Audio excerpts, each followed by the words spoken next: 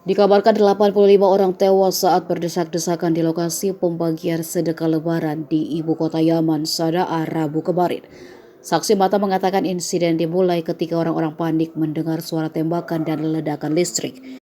Tembakan itu datang dari kelompok pemberontak Houthi dengan maksud mengendalikan massa, namun mengenai kabel listrik dan menyebabkan ledakan. Akibatnya kerumunan yang sudah penuh sesak berteriak dan mendorong.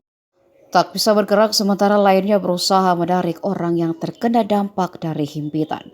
Pembagian sedekah ini dilakukan seorang pengusaha yang mengundang orang miskin untuk menerima 300.000 tanpa harus menunjukkan KTP. Namun pintu masuk sekolah itu terlalu sempit. 3 pengusaha telah ditangkap atas insiden tersebut, di mana 322 orang terluka, 50 diantaranya luka serius. Dilansir The Guardian, pemberontak Houthi yang menguasai Sanaa menyalahkan para pengusaha tersebut karena membagi-bagikan uang tanpa berkoordinasi dengan mereka terlebih dahulu.